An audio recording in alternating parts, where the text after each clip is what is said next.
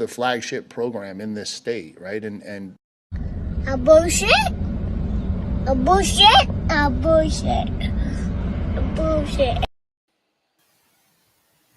Oh, what a monumental day if you are a Texas Longhorn fan, especially a fan of the Texas football program. We've got NFL Combine talk. We are deep diving into each and every Texas Longhorn that performed at the Combine over the last 3 days. What a weekend it has been for Steve Sarkisian in the Texas football program and these athletes that are entering this year's NFL draft. We are just under 2 months away from the NFL draft, and this is our first deep dive into Xavier Worthy, into A.D. Mitchell, into Byron Murphy, into these freaks of athletes.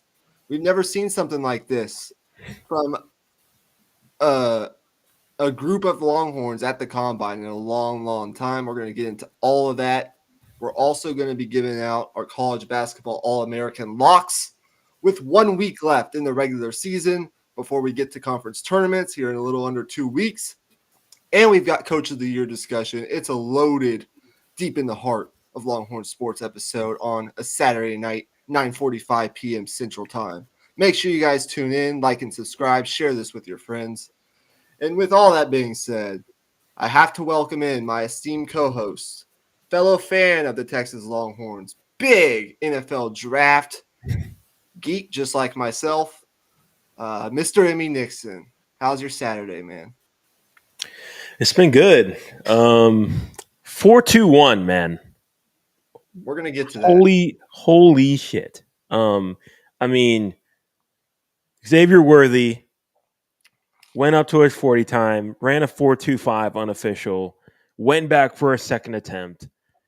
And you're thinking, okay, if he tops this, okay, we're looking at fastest player in this draft probably, which we expected, but we weren't expecting what happened next. 4.21 is absolutely ridiculous. We'll get into him. We'll get into every single top Texas player entering this draft. And I'm hyped for it, man. This draft combine, it's historic for Texas. It is 11 Longhorns at the Combine in Indianapolis up until I think this morning, as TVondre Sweat was back in Austin today. But 11 Longhorns sent to the Combine. It's been a long, long time since that's ever happened.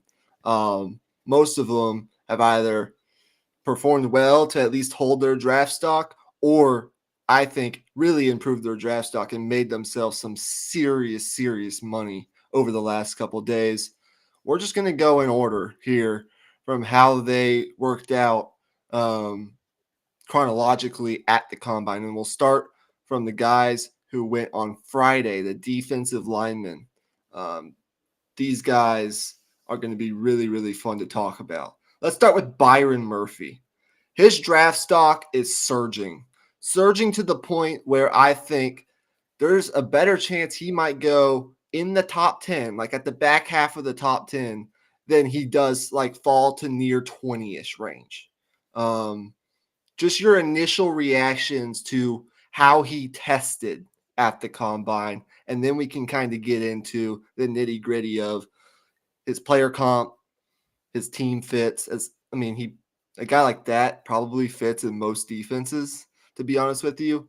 And then his projection of his upside at the NFL level, which I think is really, really high. Yeah.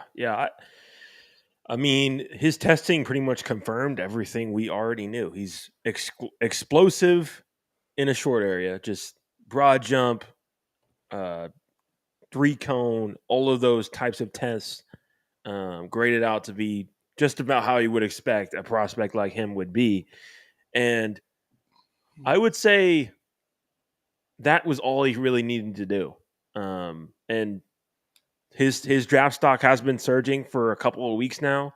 And he went into this really with, a lot on the line, in my opinion. Just needing to, confirm to the scouts, like, I am who you think I am. And he did that. So, and then to answer your second question, if you look at the defensive tackle position, there's a argument to be made that elite defensive tackle might be more impactful or give higher value than a dominant defensive end in Yeah.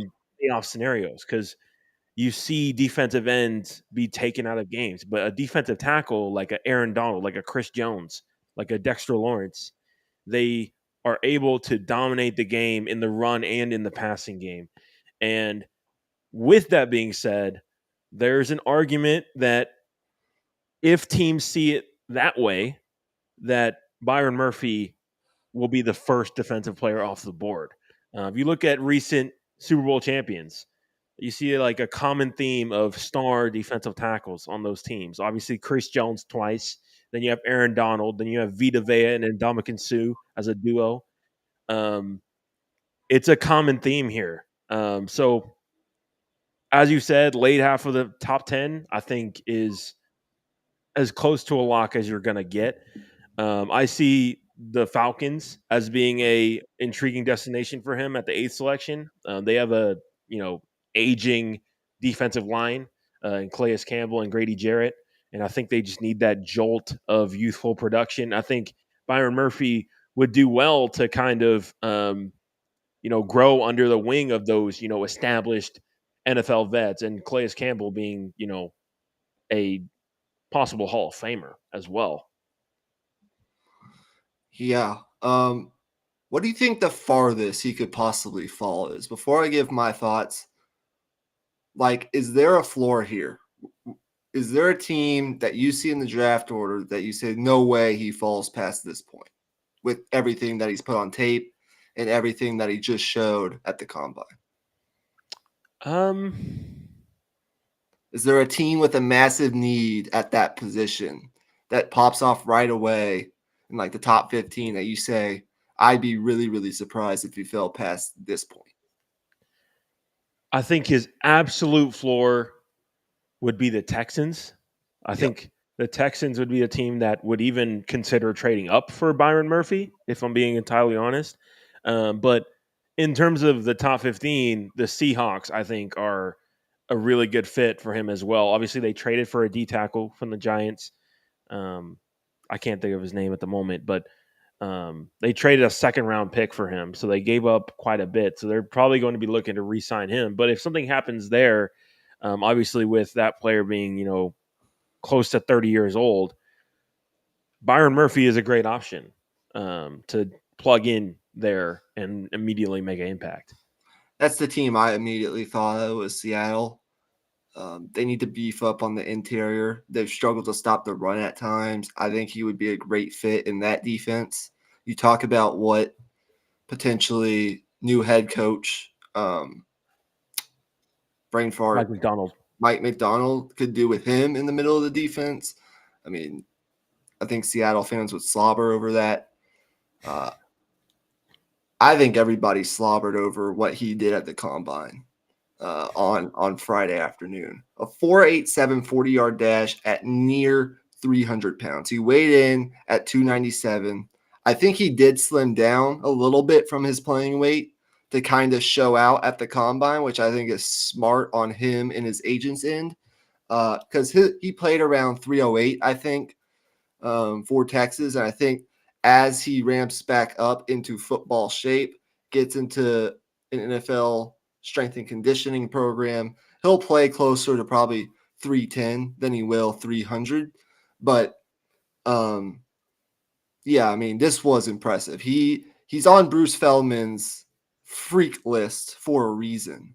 A 4.87 at near 300 pounds. I mean, I think the only defensive tackle that ran faster, a guy who ran the 4.7s, was Braden Fisk from Florida State, who ran in the 4.7s, I believe. But really, really impressive. Just the explosiveness, the short area quickness is off the charts. A 1.69 in the 10-yard split.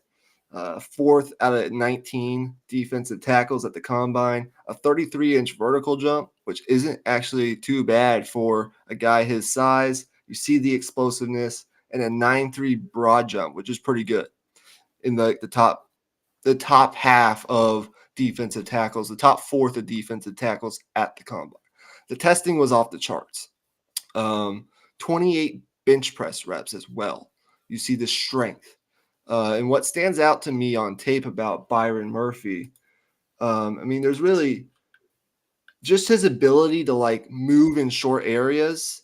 The pass rush win rate was obviously something that stood out this year. A 19.6% pass rush win rate, which led the Power 5 this past year in college football. That's easy to hear. But, if you ask offensive linemen that have faced him, especially this past year, about that, aside from Jared Hufford, who was the Iowa State offensive lineman who talked all that shit and then got his ass whipped before the game, they'll tell you that they feel that number every week. His elite strength is just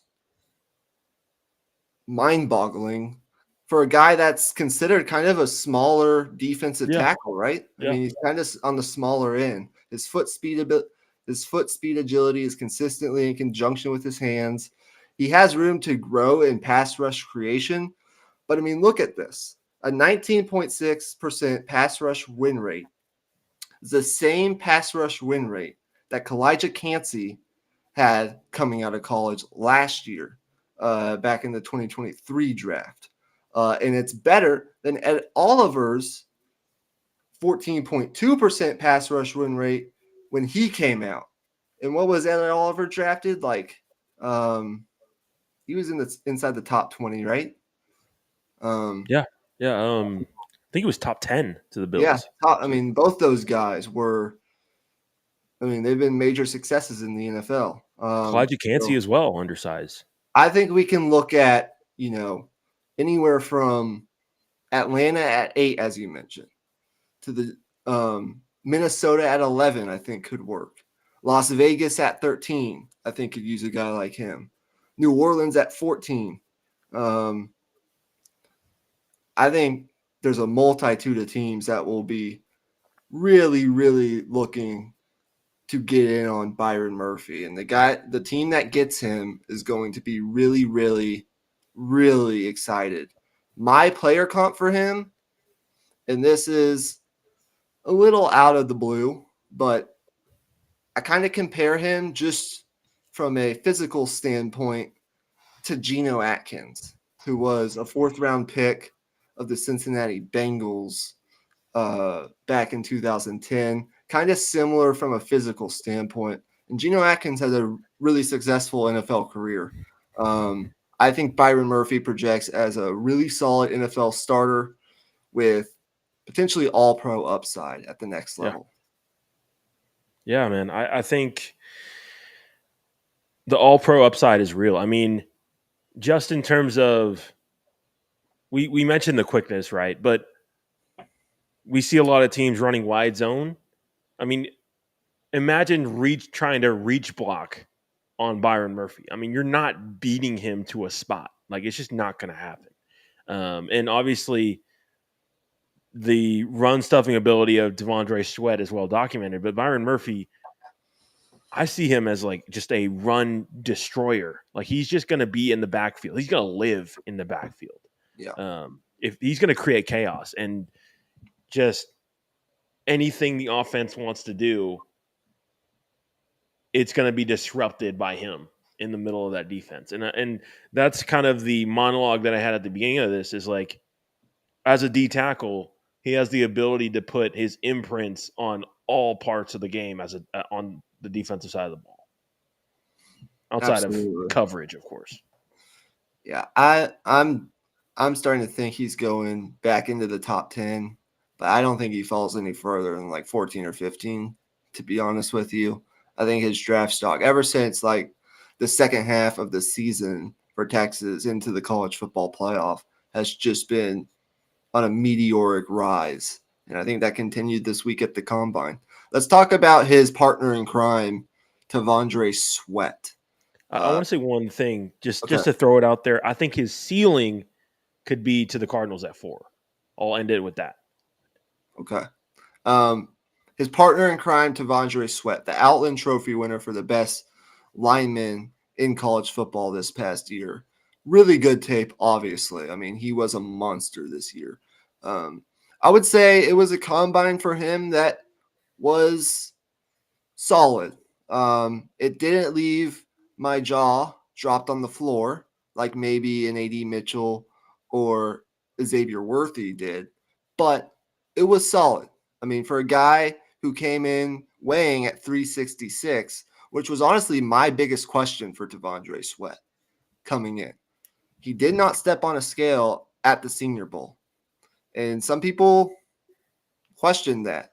And I still think there will be questions about whether or not his weight will balloon beyond, potentially closer to 370, which I do not think would bode well for him if he wants to be kind of a 3-down player at the next level. And I think some people still have questions about that. The tape in college speaks for itself, don't get me wrong. But I think for what he did at 366, which I think is a good weight for him to come in at, that's around what he played at Texas. It's not great, but it's not, nobody is like panicking over that. That was good. I think that was like the minimum that was expected for him to come in at after not weighing in at the Senior Bowl.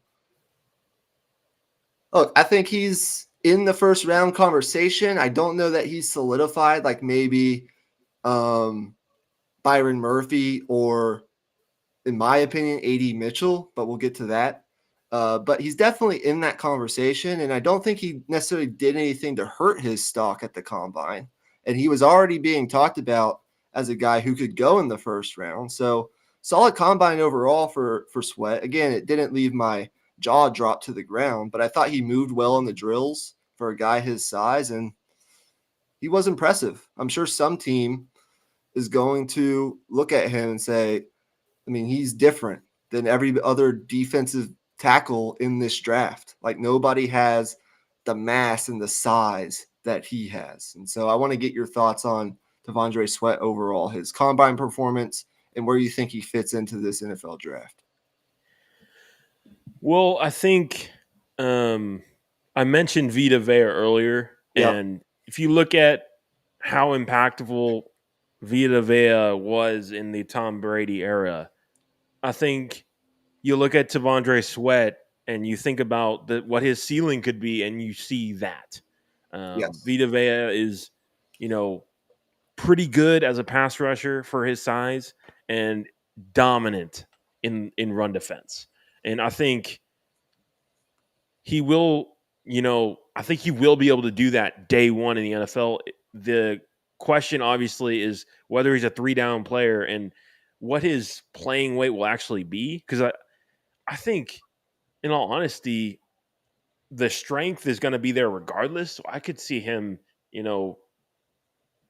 I think I could see his actual playing weight being all the way down to maybe even like 350, just to be a little bit, quicker off the ball. Just that ever slight adjustment there. But in terms of teams, I mean, in terms of like the back end of the first round, any one of those contending teams could use Sweat, but up in the top 20, the Bengals are a team I see as a potential fit, with DJ Reader being a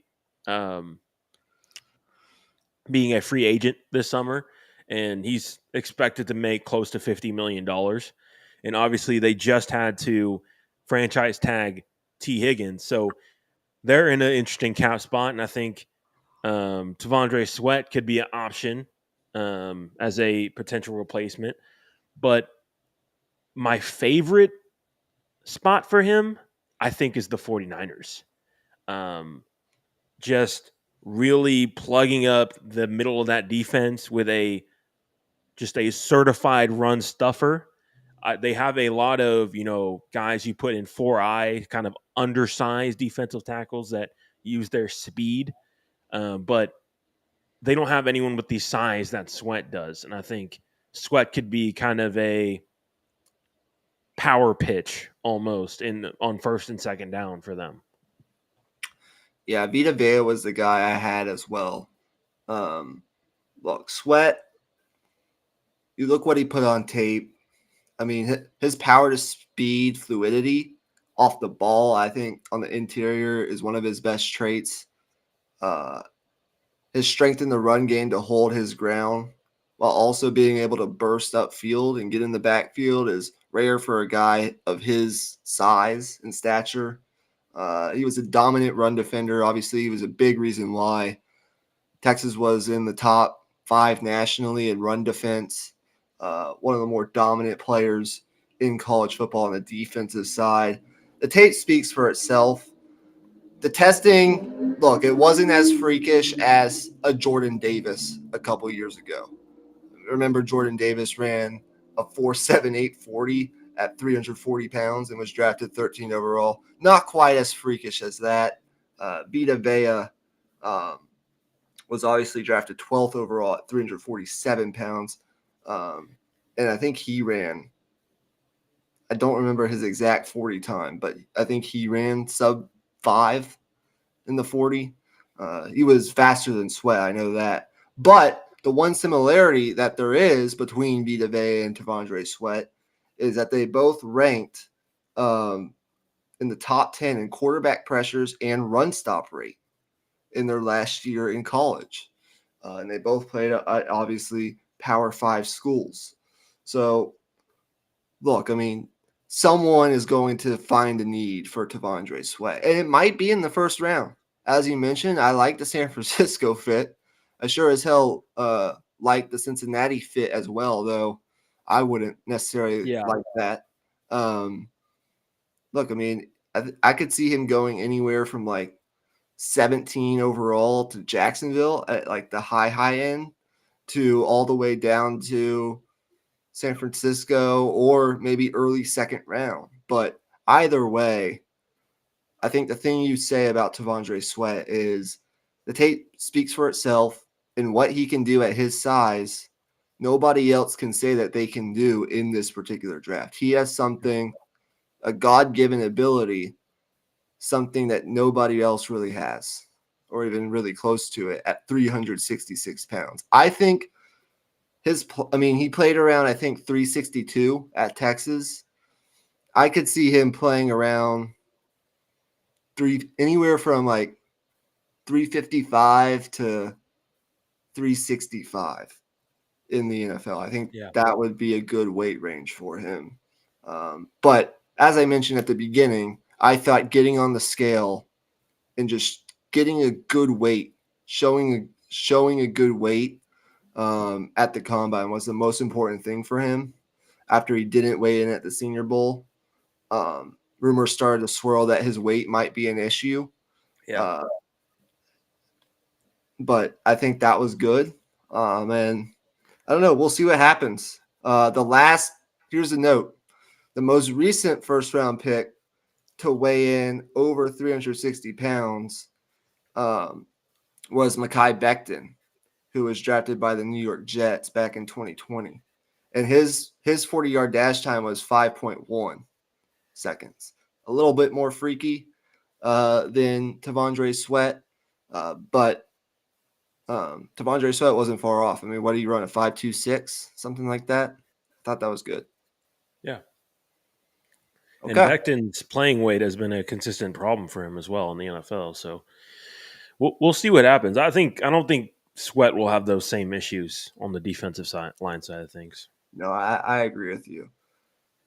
I want to talk about the guys from Friday, and then we'll get, of course, to what everyone's waiting for, the guys from today.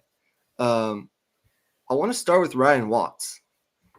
Ryan Watts is a guy that not a lot of Longhorn fans, well, maybe Longhorn fans more so than anybody else, but not a lot of people are going to end up talking about. He's not a guy who's going to get, national recognition or headlines for his performance at the combine. But here's what I'll say. I thought he was really solid. I thought he made himself some money. I thought the performance he put on, I think, guarantees that he's probably going to get drafted, maybe earlier than some people think. He came in at close to 6'3", 6'2", 7/8 inches, 208 pounds. He ran a 4.53 40, which I thought was impressive.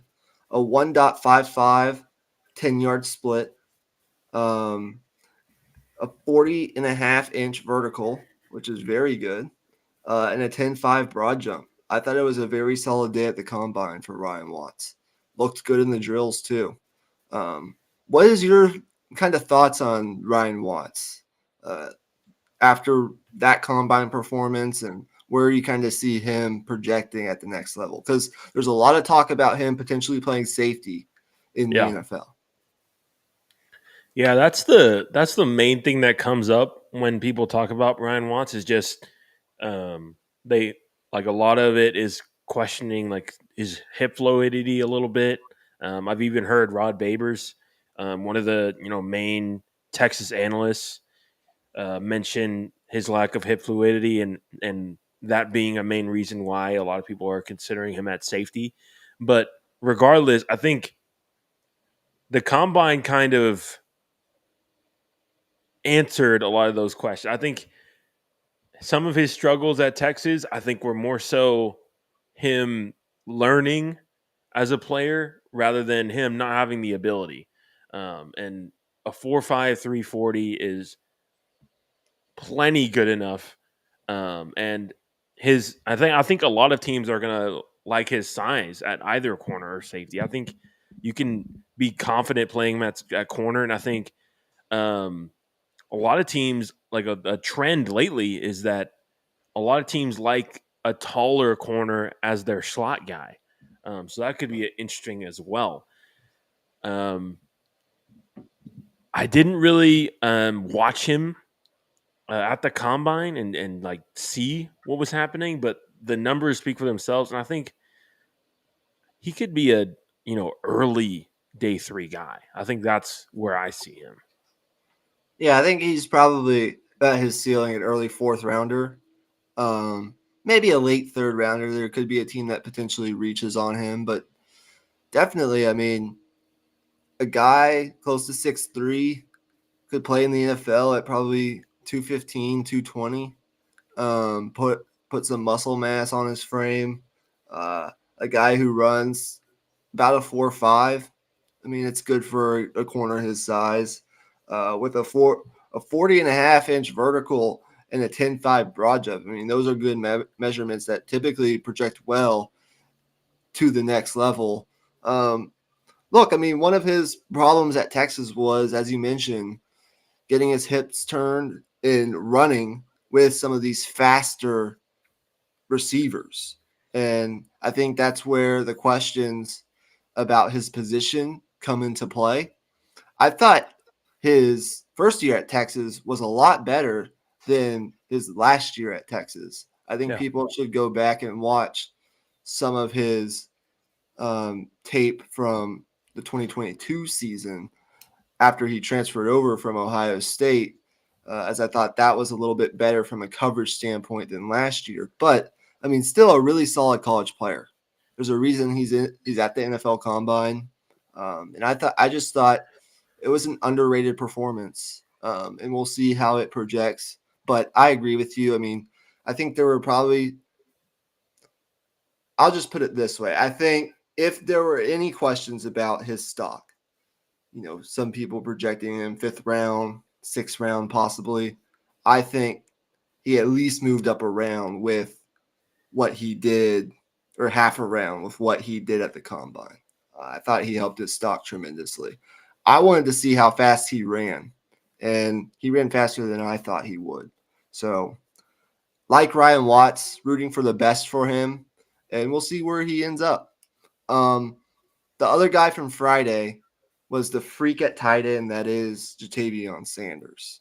Your thoughts on Sanders, his combine performance, and where do you see him? I think he's kind of a mystery about where he kind of goes. Everyone has a different opinion on whether he could potentially sneak into the back end of the first round because of kind of the scarcity at tight end this year, or if he's potentially more so a day 2 guy. What's your thoughts on him?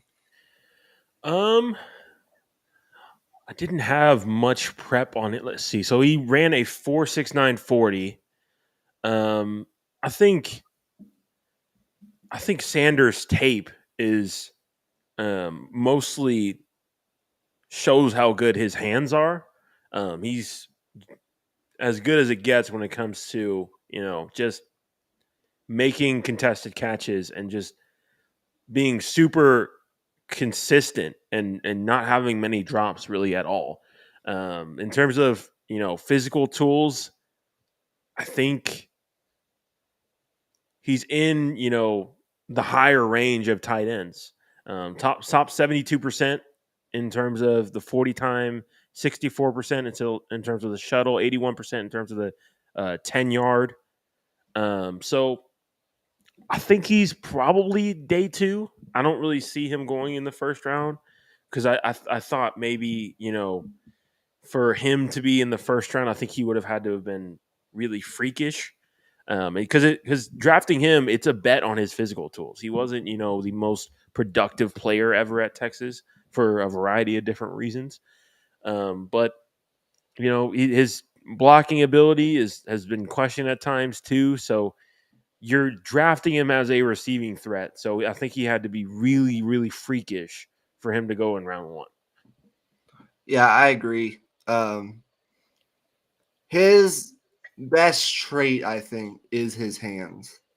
Like, he's got such soft, smooth hands and his ability to catch the ball. You saw it in the gauntlet that he ran, the gauntlet drill that he ran, and some of the routes that he was running yesterday at the combine. I think the versatility that you can use him in the passing game is also something that I think is valuable. I mean, you're not going to find many guys his size that can split out at the wide receiver position and run routes.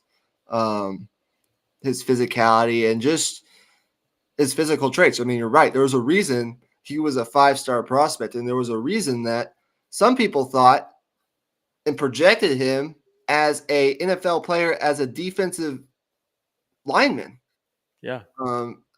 People think he could have played defensive lineman and been an NFL player as well with his size and physical traits. Like, he was a guy who played multiple positions at the high school level, and there was a reason he was a 5-star prospect. And these guys typically convert at really high rates into the NFL. I think there will be a team in round 2, though, that says we need a tight end, and he's the next best thing on the board. Let's go get him. Yeah. Is there a team that pops into mind, though, for you who could use someone like Jatavion Sanders?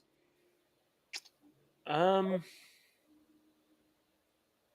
could see the Bears taking a chance on him, possibly. Could see that. Them most likely taking Caleb Williams, obviously, and then having a selection at 9 where I think they're going to go offense again.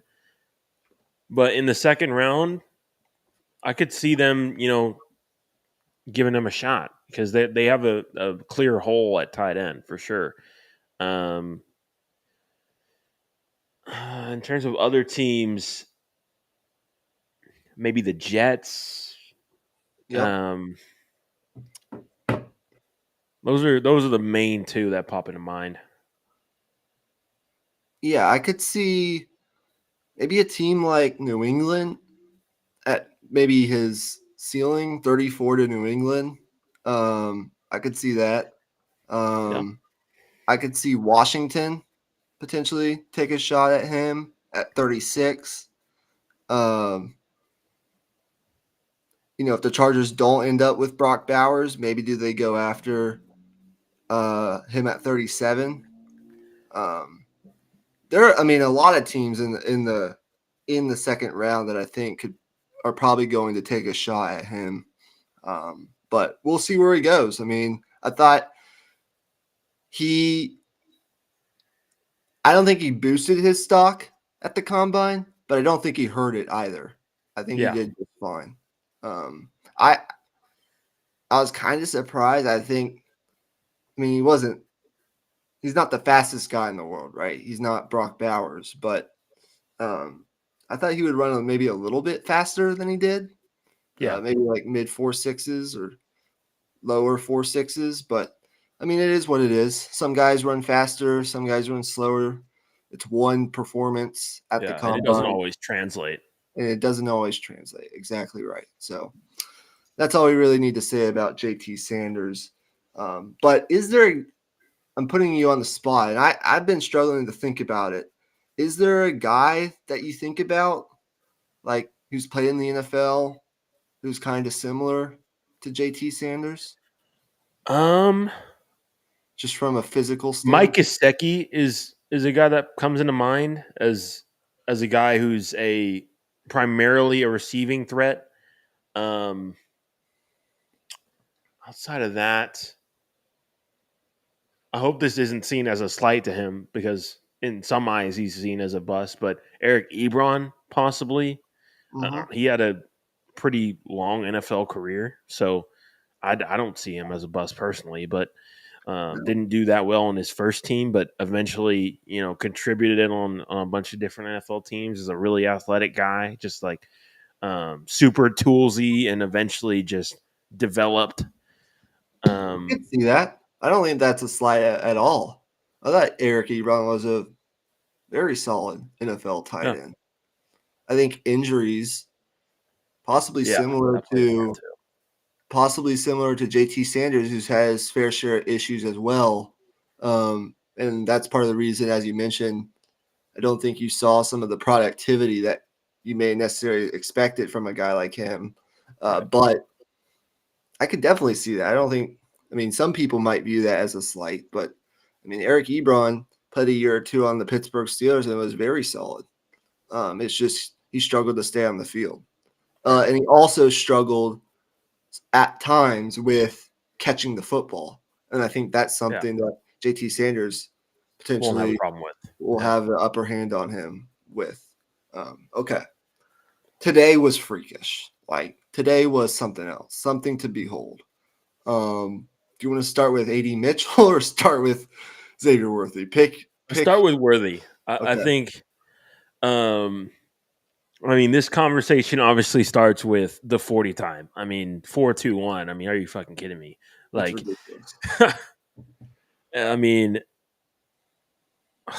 gosh, did you expect that? I didn't expect that. I mean, No, I didn't expect that.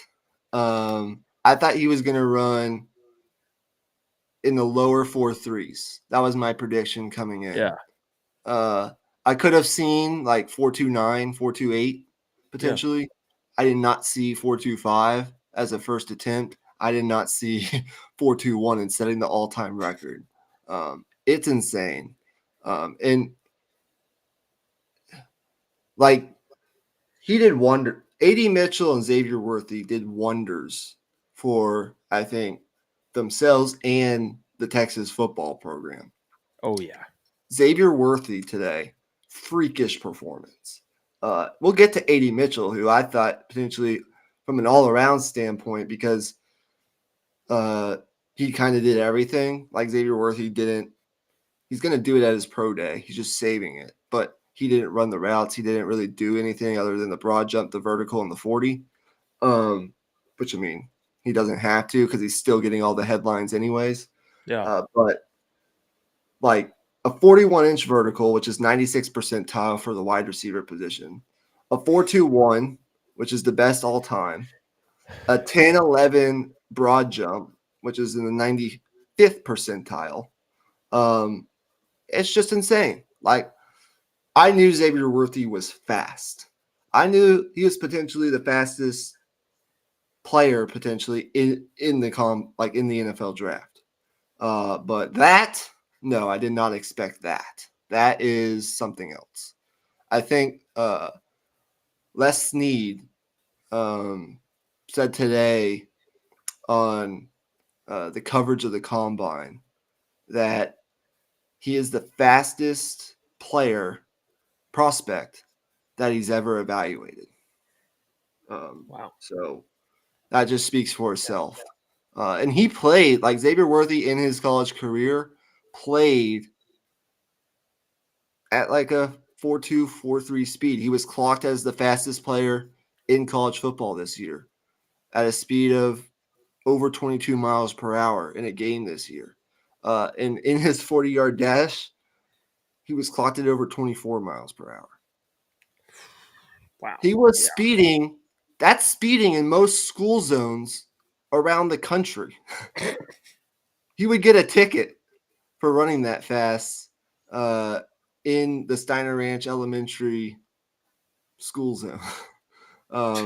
It's just insane, man. He's something else. I think the concerns with Xavier Worthy, potentially his size. He is a slighter, slim wide receiver, but Under 170. yep. 5'11", 165 is what he came in at the combine. That 165 is in the first percentile of wide receivers. So he's really light, but he had no problem playing at that around that weight in college. So I don't really foresee. He's not a guy who's per se afraid of contact.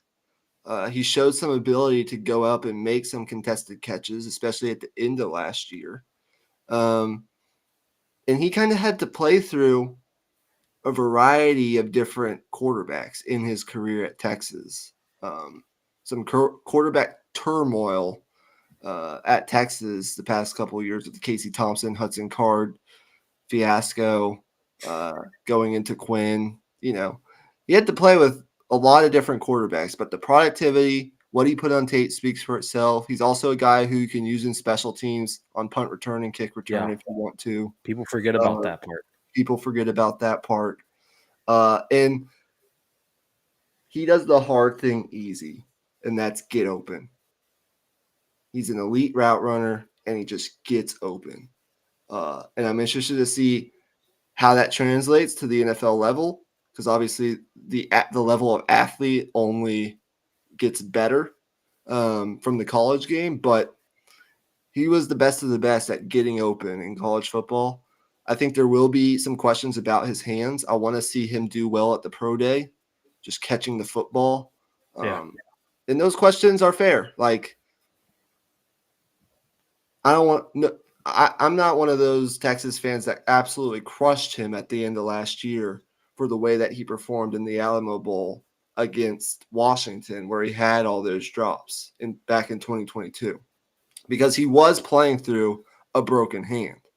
But at times throughout his college career, he had the drops. I mean, let's just call it what it is. And so I think he'll have to prove that he can catch the football on a consistent basis. But other than that, man, other than his like size, if you want to question that, and his ability to catch the football consistently, like what else can you really say about Xavier Worthy other than he is potentially the fastest, most explosive, electrifying player at the wide receiver position in this draft?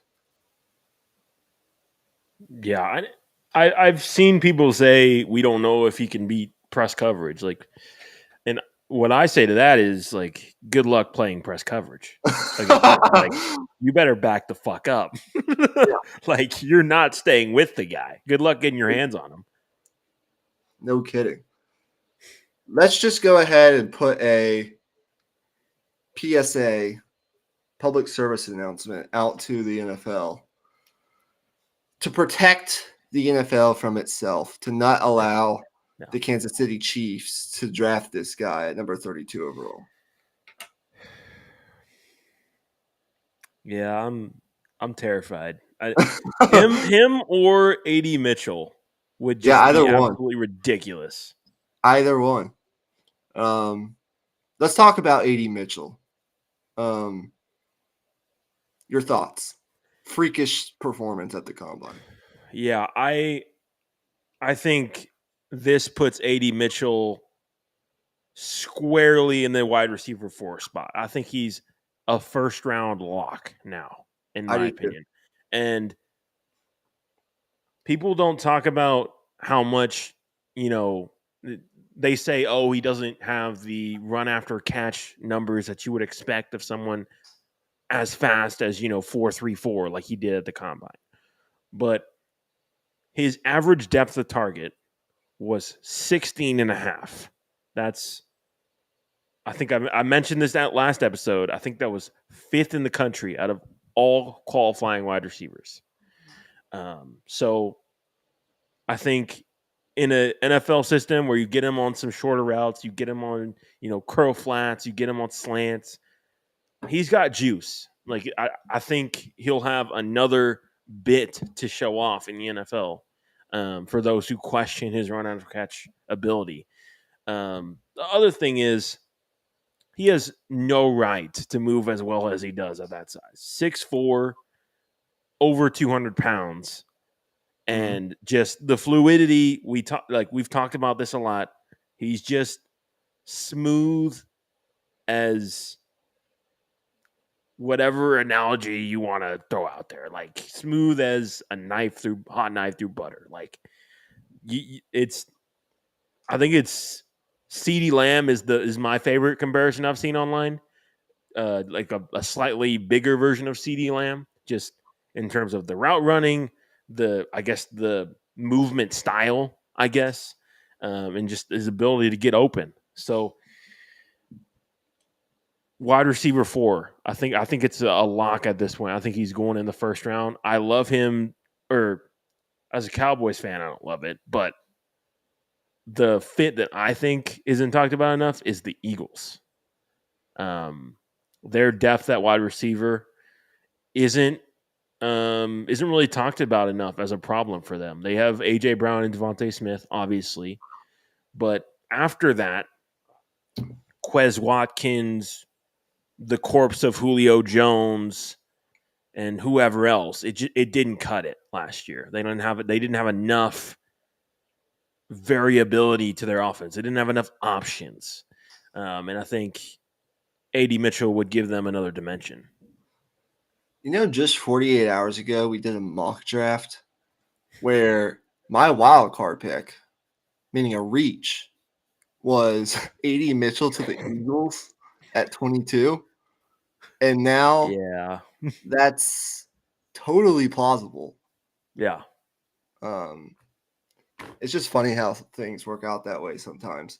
A.D. Mitchell, on Thursday, I believe I said, I think if he runs in the mid 4.5s, he's a first-round pick.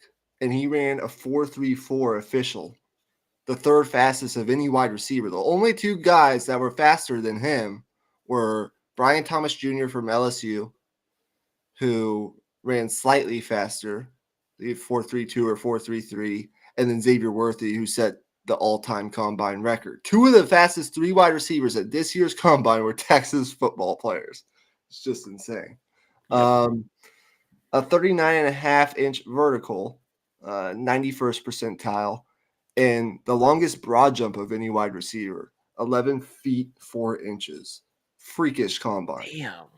Only 2 wide receivers, listen to this, only 2 wide receivers at the NFL combine since 2015 have measured at least 6'2", weighed at least 205, and ran a 4.35 or faster. Again, only 2 wide receivers since 2015 have measured at least 6'2", weighed at least 205, and run a sub 4.35. Can you guess who the 2 are? Is it DK? DK Metcalf and A.D. Mitchell. Those are the 2. So freakish performance.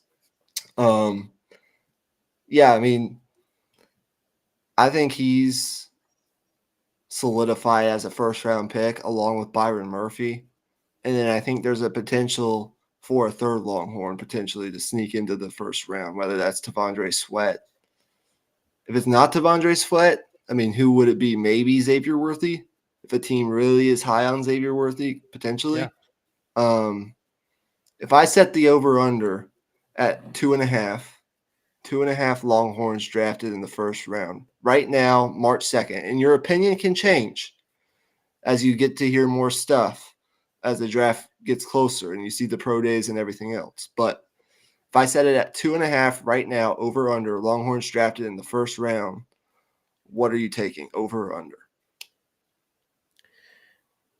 I think I would take the over just because, I mean, we've seen the blueprint that the Dolphins had last year, and we've already heard, I just heard a quote the other day from the Titans GM saying they want to recreate some of the Dolphins' team speed.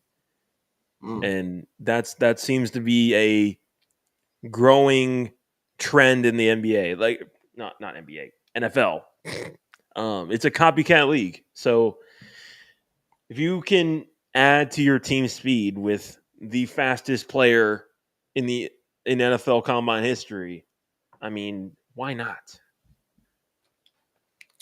Yeah, just some other Texas Longhorn NFL Combine notes, some of which we've already addressed, but I'm going to run through them real fast as we transition into our next segment to conclude this segment.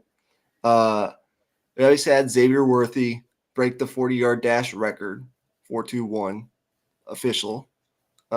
Just insane. A.D. Mitchell, a 4.3, 4.40, which shattered expectations, number 3 overall time for a wide receiver. You had A.D. Mitchell with an 11-foot-4 broad jump, number 3 overall at the combine, and number 1 overall for a wide receiver. Xavier Worthy with a 10-foot, 11-inch broad jump, number 12 overall, and number 5 overall for a wide receiver. You had Ryan Watts, who we talked about earlier, with a 6.82 3-cone drill, number 6 overall and number 2 for a defensive back. You had Xavier Worthy with a 41-inch vertical, number 9 overall and number 4 for a wide receiver. Ryan Watts with a 4.13 20-yard shuttle, number 8 overall and number 4 for a cornerback. And then Byron Murphy, 28 bench press reps, number 7 overall and number 5 for a defensive tackle. Freakish stuff from the Longhorns. And I didn't include notes on JT Sanders, Keelan Robinson, or anyone else. Obviously, a couple other notes. Jalen Ford has a calf injury I think he's dealing with. Nothing major to worry about. I think he'll work out at the Texas Pro Day here in a couple weeks. But he didn't really do much at all at the combine. He's an interesting case to talk about in his draft stock. I think Keelan Robinson had a solid performance. Thought he could have run a little bit faster than 4.42, but there have been conversations about the NFL potentially discussing a change in the kickoff rules to encourage more returns on kickoffs. Maybe a switch to the XFL rules where they kick from the 25, I think. Yeah, they kick from the 25. They're 5 yards apart, and nobody moves until the guy catches the ball. I think Rod Baber said earlier this week that the XFL had a 91% kickoff return rate, and the NFL has like a 22% kickoff return rate. And 0 in the Super Bowl this year, which was noticeable. And I don't know. It'll be interesting. I think if they change the rules where it becomes more advantageous to have a dangerous kick returner, that could really help potentially a guy like Keelan Robinson and his need in the NFL draft. I think he probably gets drafted. I haven't looked too deep into it, but I thought he hit a solid performance. And then Jordan Whittington is dealing with something. I think his medicals will be interesting, what we hear on that when we do. And then obviously he needs to show something at the pro day. Yeah. But that's about it. You have any parting shots on this segment? Well, I'm gonna throw a hypothetical at you. If Quinn Ewers were to have entered this draft, would you see him as, kind of near JJ McCarthy in terms of like the fourth, fifth best quarterback, or where would you have Quinn Ewers if he were to have entered this draft? I'd probably have him, to be honest with you, 5th or 6th. I think the top 4 are probably, it's Caleb, it's Drake May, it's Jaden Daniels. Based on productivity in the way that they played, I'd have Bo Nix above him. Yeah. And to be honest with you, I might have to have Michael Penix above him. And then there's a conversation about J.J. McCarthy and Quinn Ewers, I think there's a reason he stayed at Texas. Not because he's a bad player. He had a really good year, but there's another step he can take to get to the level of, say, the Michael Penix Jr. or Bo Nix. Like, I think if he has a Heisman caliber year, which a lot of people expect him to, Vegas obviously does. They have him as the co-Heisman favorite with Carson Beck for next season. He will be a guy that is in the top 3 quarterback conversation for next year's draft. And who knows, maybe he's the top guy. Yeah. Yeah, I agree. And I think it was the right move. I just wanted to throw that out there because I think it's an interesting conversation. Yeah, Okay. don't Let's worry. talk some college hoops, man. Don't worry. Don't worry. We're gonna talk Quinn Ewers. We have lots of spring ball content coming. We're gonna talk a lot about the quarterback situation at Texas. Let's talk college hoops, man. As you mentioned, I want to start with this Coach of the Year conversation. There are a lot of coaches I think that are deserving. Obviously, before we start all this, what's the date? The date is March 2nd. Notice what Emmy just said. It's March 2nd. March is here, people. Yeah. This is our first episode of March. So I can guarantee you for most of the next 5 weeks, most of our episodes, we're going to have something college basketball to talk about on Dit Hole. Because we're going into the last week of the regular season. Then we get conference tournaments. Then we get March Madness. And there it is. Make sure you go check out our last episode, which I reposted today on our Raw Prospect Podcast Twitter. I had to make a thumbnail and kind of go re-edit some stuff, but check out our recap on the Texas Tech game, Texas basketball conversation, and some Texas baseball stuff if you haven't already. But this Coach of the Year conversation I think is very interesting. Names that come to mind for you at the top of that list are any names? Altelberger from Iowa State. Yep. And then, of course, South Carolina's head coach as well, who they were projected last in the SEC before the season started. So I think those two are the main top 2 guys. And I would probably throw, Hubert Davis into the hat, probably Dan Hurley as well. As well, even like Calvin Sampson at Houston. There's a lot of names you could throw in there, but like the top 3 teams in college basketball being Houston, Purdue, and UConn, I think all 3 of those coaches are also in the mix. I think TJ Otzelberger is in my top 3 at Iowa State. He's really good at just coaching. I think Iowa State has outplayed their preseason expectations, which I think is a big part of being the coach of the year, like elevating your team. It's clear that Getting you hot at the right elevate time, your team. too. You bring value to your team. And doing what Iowa State has done in the toughest conference in college basketball speaks for itself. I think what he's developed Tamin Lipsey into as a point guard, one of the best point guards in the Big 12. I mean, he's in the conversation with like a Jamal Shed. I think speaks for itself. This Iowa State team is going to be dangerous. They're going to be a 3 or a 4 seed, potentially even a 2 seed in the tournament, most likely a 3 seed.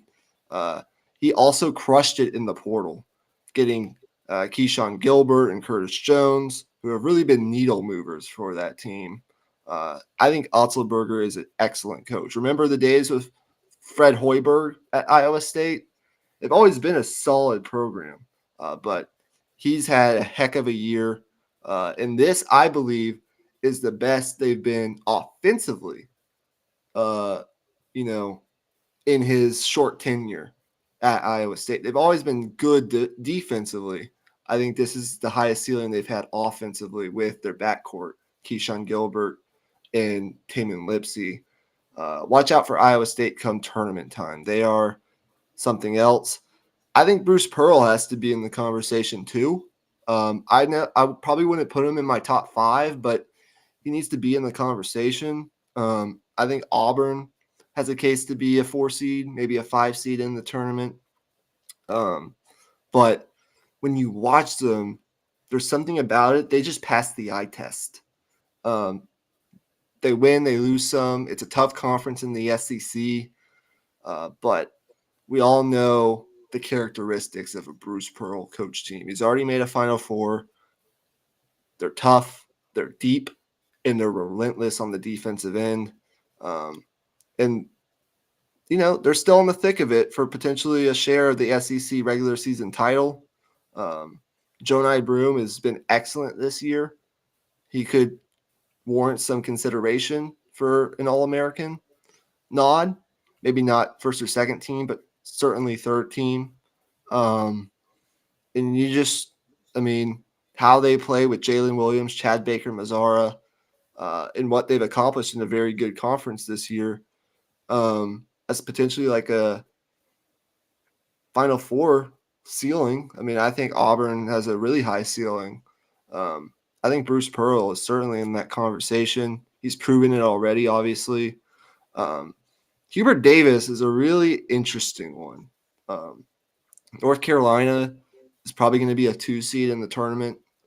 What he's done to kind of – I think the case for Hubert Davis is struggles last year after the Final Four run the year before, doesn't even make the tournament, and then has to remake the roster on the fly, kind of with the situation that went on with Caleb Love and RJ Davis. He's kind of turned RJ Davis into a top 3 point guard in college basketball. He's got Carolina atop the ACC, likely going to win the ACC title.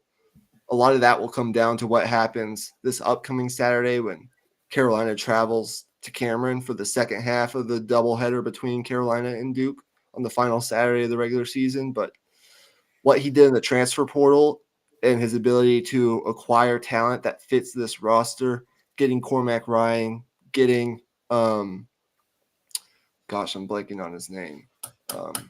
The other guy. God, why am I blanking on his name? I'll think of it later. What he did in the portal, though, is excellent. He certainly warrants conversation. Dan Hurley, a lot of what UConn dealt with early with injuries, they've had stints where they've had to play without Donovan Clingan, and he's kind of the heartbeat of their team. Tristan Newton's going to be an All-American. What he's done in recruiting, going up and getting a guy like Stephon Castle, getting a guy like Cam Spencer, who shot the lights out from 3 in the transfer portal, certainly in the conversation. But by number 1 is Lamont Paris from South Carolina. South Carolina was picked, as you mentioned, to be last in the SEC. 14 out of 14 teams they were predicted, and they're 24-5 and in the conversation for like a 4 seed in the tournament. And they're right in the thick of things in the SEC. They're probably going to be like a top 4 seed in the SEC tournament. What he's done with that roster, just unbelievable. They've beaten Kentucky. I think they've even beaten Tennessee. They've had some massive wins this year. Their non-conference wasn't necessarily as strong, but he's done an excellent job with what was supposed to be not a very good team by all accounts coming in. So I probably would have Lamont Paris 1. I probably would have TJ Otzelberger 2 from Iowa State. And then kind of there's a group of coaches that certainly warrant consideration. Yeah, I think the college coach of the year is always an interesting conversation, but I honestly haven't really given it that much thought before tonight. My question to you is, like, obviously, like, I'm more of an NBA guy, and you're huge in college basketball. My question to you is just like, is the college coach of the year usually given to like a team like South Carolina that like really just goes above and beyond like expectations, or is it more so given to kind of like a front runner team who dealt with like adversity, like a UConn? Like, which would you say is like more commonly I Oh, Lord. can't answer that question with any sort of accuracy. I'd have to go back and look at past coaches of the year. But in my opinion, it should be a team that significantly outperforms its expectations. Um, that's just my opinion, but I'm sure there's a good solid mix. I don't know if there's a real criteria, just like any other award in Yeah. any other sport for the coach of the year. And obviously it's the media that votes on it, so we don't really know. Um, my guess is sometimes it's a feel-good story like South Carolina, and sometimes it's a guy like Dan Hurley who's got a loaded roster but maybe deals with some adversity. That's a good question. I'm going to look into that, and I'll have a better answer for you maybe on a future episode. That's a really good question. Let's talk about – did you have anything else you wanted to add on any of the guys I mentioned, or are you pretty much in agreement? The Auburn conversation is interesting because they beat Alabama a few nights ago, I think. That team, I mean, as you said, they're nasty defensively, and I don't know what their ceiling is in terms of like just in the tournament. I don't even think they're talked about enough in terms of contending teams. I think they're right there in the mix in terms of teams that could win it all this year, honestly. Yeah, to your last question, it's a mix of both. Last year it was Jerome Tang. Obviously, that K State team way outperformed anything we expected from them preseason. Getting Yeah. to the Elite Eight, what they did last year was incredible. Ed Cooley the year before at Providence. He's obviously at Georgetown now, trying to rebuild that program. But I'd say that was more of a same kind of case, like outperforming preseason expectations in the Big East. But there have also been guys like John Calipari, a front running kind of team. Jay Wright in his days at Villanova when they were really, really good.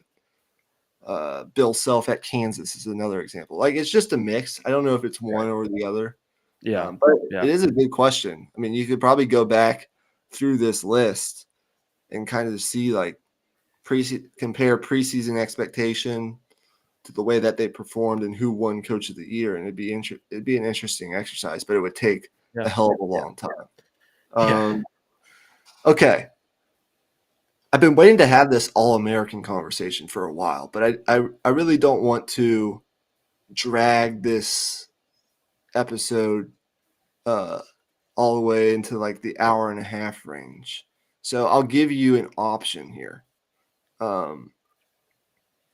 I think what we maybe do is, well, what do you want to do? Like, what is your ideal? I for me personally, I want to have the conversation. I think it's Yeah, worth having. Like we'll we're in March now. It's college basketball. I guess Mecca month. Without I don't really have a better word for that, but you know what I mean. Yeah, fuck it. Let's do it. Yeah. My first team, just off the rip, it's RJ Davis. The year he's had at North Carolina, averaging close to 22 points per game on good efficiency for the most part. Dalton Connect, who I think is going to win SEC Player of the Year. And I think he's right behind Zach Edey for National Player of the Year. It's Kevin McCullough. I know he's been hurt, but the level at which he's performed when he's been on the court at both ends of the floor, I think speaks for itself. And the injury it'll be interesting to see what the voters do with that, but I think he's a first team All-American. Zach Edey, I think obviously is unanimous. And then that fifth spot is kind of open for interpretation. Me personally, I have Dayron Holmes from Dayton. Okay. Who's, if you look at his numbers, is averaging pretty much the exact same numbers that Obi Toppin averaged when he won National Player of the Year. So Wow. Okay. Yeah. he's having a really solid year for a good Dayton team. that was once projected to get like a 5 seed in the tournament. So those would probably be my 5. But there are arguments for others. I think my second team would probably consist of Tyler Kolek, the point guard from Marquette, Tristan Newton from UConn. I think Kyle Filipowski. Kyle Maybe? Filipowski deserves obvious consideration. I think Donovan Clingan deserves some consideration. Yeah, I mean, what are your thoughts on this? Well, for me, it was all the first 4 names you mentioned. I had all in my All American first team, and then that 5th name, Deron Holmes, was the one that kind of caught me off guard. He hasn't been on my radar personally as more of like a casual college basketball fan, but Understandably. I think for me, I originally had it as Kyle Filipowski, with them being, possibly one of the higher seeds in the tournament, and with pending, an ACC tournament performance, seeing if they can go far. If they go far, then they could be maybe like a top 3 seed, probably. So, yeah, I think I agree with you, but I don't really know where to take the conversation beyond that. I think the question to ask you is, how would you rank those players in terms of like just like importance to their team, or just like players you like the most in terms of being locks? Oh, an obvious one I forgot. I think is a second team All-American, maybe a first team. Is Terrence Shannon Jr. at Illinois. Yeah, He's had one of the best seasons in the Big Ten. Illinois is going to get a 4 or 5 seed, I think, in the tournament. They just beat Wisconsin, I think, earlier today. He's a first or a second teamer for sure. I probably would have, just to make it clear, I probably would have my first team. I'd keep it the same. It would be RJ Davis, Dalton Connect, who I think is unanimous at this point. I think Zach Edey's unanimous. I don't know what the voters will do with Kevin McCullough, but I sure hope he's first team. And then I would have Deron Holmes, who's averaging over 20 points per game at Dayton this year. And he's pretty much, I mean, his stats are pretty much close to the exact same as when Obi Toppin won the Player of the Year award. So that kind of speaks for itself.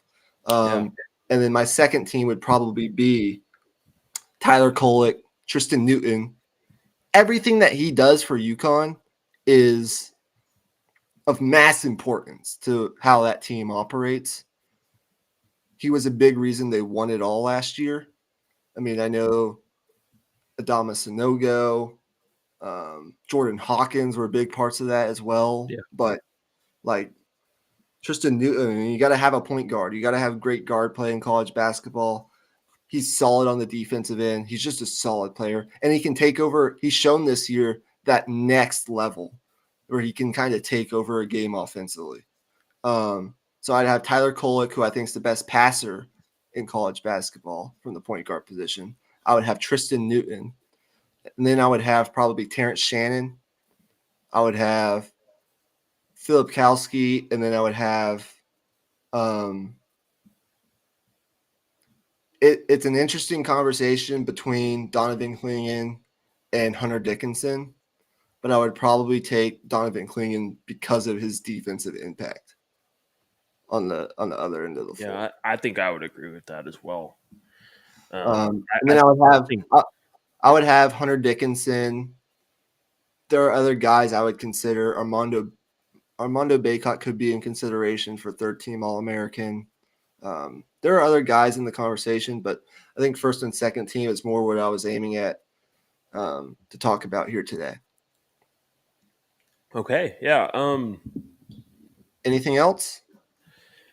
Did I answer your question? I really didn't, did I? Yeah, I mean, you did. Yeah, I mean, it's just like a combination of both. I was just curious about that because when I follow the obviously the NBA Coach of the Year, it's always kind of the same theme of like um team that smashes through expectation. It's never really like top team that was just like fucking like flawless throughout the season, which sometimes I think it should be. So um, I think college basketball probably does it right compared to how. But to your question about these players and their Oh relative yeah, importance to their relative teams, I mean, look, you take any of these guys off the court for their respective teams, and their teams aren't the same. But what I will say is, I think for a school like Dayton, you take Deron Holmes off that team. I mean, yeah, like, yeah. I don't know. I do think though, like what I was talking about with Tristan Newton. I mean, I think that really answers your question. He is Yeah. crucial to what UConn does, and that's the success that they have. I think RJ Davis, there's a reason he's Dalton Connect is a perfect example. Like he took over the game the other night against Auburn. Yeah. He scored 20. Microwave score. Yeah. Yeah. I think he scored 25 points in the last 12 minutes of that game. And he's like played himself into lottery status for the NBA draft. Yeah. So, yeah, I mean, I think the college basketball conversations we're going to have here in the next month are going to be so fun. We're going to be doing more this week from a team standpoint, more college basketball conversation. I'm thinking about doing a segment where we come up with 10 burning questions for the postseason, and we just go through those. The hard part will be coming up. It won't be too hard to come up with the questions. It'll be relatively easy. And then we'll obviously have more stuff once the brackets come out. That's going to be so fun. And then there are more Longhorn football conversations, more Texas baseball conversations that we'll have to have. Remember last year how we did I think we only did top 5 Longhorns on the football team. Mhm.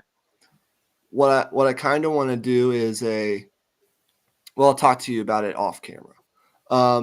Baseball content is ramping up this week. So if you're MLB. Yeah. MLB, that's going to ramp up. We're going to actually get off camera and talk about how that's going to work here in a second. But thank you guys for tuning in. Love this episode. This will be retweeted by both Imy and myself. You can find it on my Twitter, on his Twitter, or the Raw Prospect Podcast Twitter. You can also find it under the live section, the full show under the live section of our YouTube channel. Every other show that we pretty much do is there.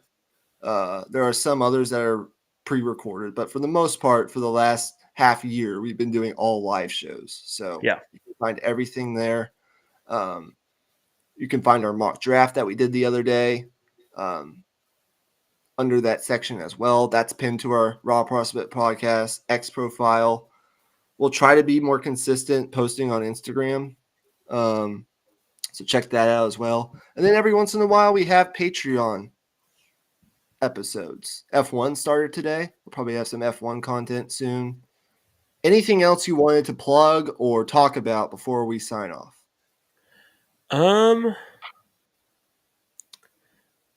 No, not really. I think no, I didn't have too much to plug. No, I think this was a good episode. I felt pretty good about the prep I did for the first part of the episode. I got to continue to do that and keep this momentum going. Absolutely.